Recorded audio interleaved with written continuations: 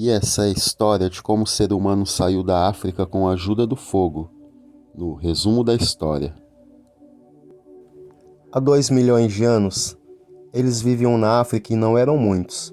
Eram seres quase humanos, embora tendessem a serem menores que seus descendentes que hoje vivem no planeta. Andavam eretos e subiam montanhas e vales com enorme habilidade. Alimentavam-se principalmente de frutas, castanhas, nozes, sementes e outras plantas comestíveis, mas começavam a consumir carne. Seus implementos eram primitivos. Se eram bem-sucedidos em dar forma a uma pedra, não iam muito longe com a modelagem. É provável que usassem um pedaço de pau para defesa ou ataque, ou até mesmo para escavar, caso só perdessem um roedor escondendo-se em um buraco. Não se sabe se construíam abrigos feitos de arbustos e de pedaços de pau para protegerem do frio do inverno. Não há dúvida de que alguns moravam em cavernas, quando essas poderiam ser encontradas. Mas uma residência permanente teria restringido bastante a necessária mobilidade para encontrar alimento suficiente, por isso eram nômades. Para viver do que a terra oferecia, precisavam fazer longas caminhadas a lugares onde sementes e frutas pudessem ser encontradas com maior facilidade. Sua dieta era resultado de uma série de descobertas feitas ao longo de centenas de milhares de anos. Uma das mais importantes estava em saber se uma planta era venenosa ou não, explorando novos lugares à procura de novos alimentos em tempos de seca e carestia. Alguns devem ter morrido por envenenamento ao tentar provar esses alimentos. Há 2 milhões de anos, esses seres humanos, conhecidos como hominídeos, viviam principalmente nas regiões da atual Quênia, Tanzânia e Etiópia. Se dividirmos a África em 3 zonas horizontais, a raça humana ocupava a zona central, ou zona tropical, constituída principalmente de pastos.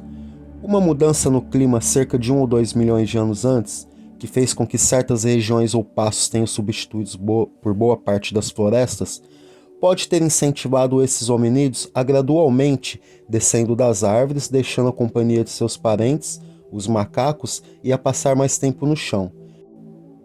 No leste da África, os primeiros humanos costumavam acampar às margens dos lagos e dos leitos arenosos de rios ou em campinas.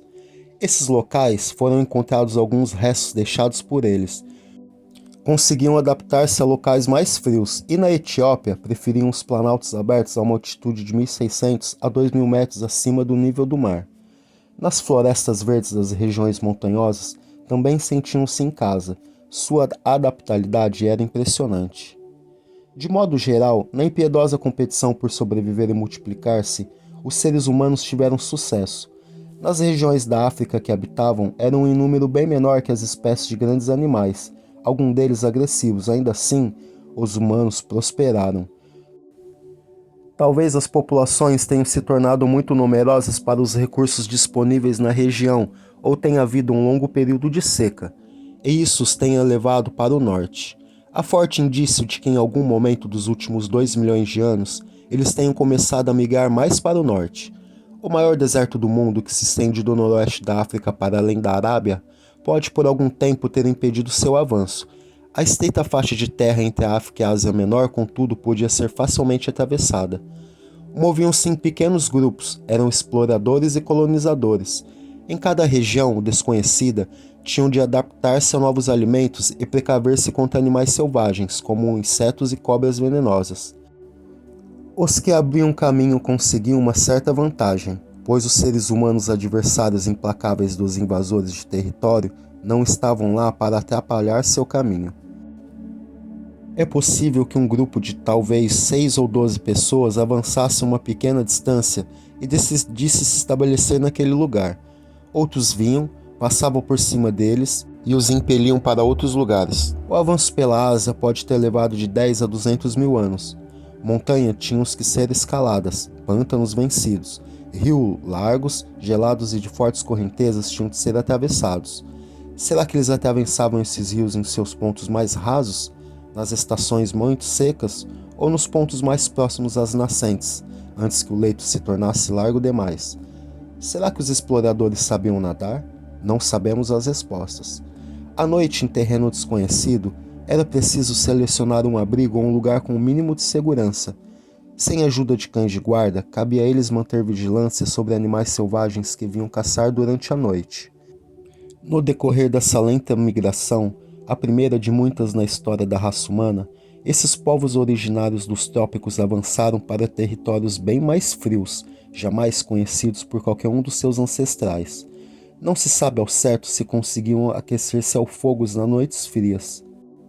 É provável que quando caia um raio nas proximidades, ateando fogo à vegetação, eles apanhassem um galho em chamas e o transportassem para outro lugar. Quando o galho estava quase todo queimado e o fogo quase por extinguir, juntavam-lhe outro galho.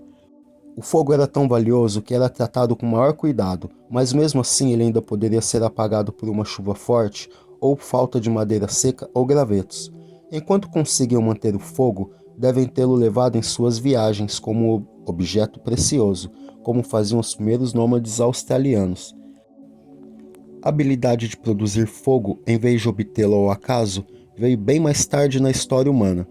Com o tempo, os humanos conseguiam produzir uma chama através do atrito e do calor provocados ao esfregar-se dois pedaços de madeira seca. Podiam também triscar um pedaço de pirita ou de outra rocha adequada, e assim provocar uma faísca. Em ambos os processos eram necessários gravetos muito secos e o domínio da arte de soprar delicadamente sobre os gravetos em chamas. O emprego habilidoso do fogo, resultado de muitas ideias e experiências durante milhares de anos, é uma das conquistas da raça humana. A genialidade da maneira com que era empregado pode ser vista na forma de vida que sobreviveu até o século XX em algumas regiões remotas da Austrália. Nas planícies do interior, os aborígenes acendiam pequenas fogueiras para enviar sinais de fumaça, uma forma inteligente de telégrafo. Usavam o fogo também para cozinhar, para se aquecer e para forçar os animais a sair das tocas, enchendo-as de fumaça. O fogo era a única iluminação à noite, exceto quando uma lua cheia lhes dava luz para suas cerimônias de dança.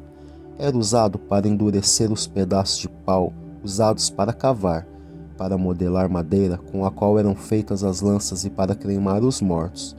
Era usado ainda para gravar marcas cerimoniais na pele humana e para afastar as cobras do capim perto dos acampamentos.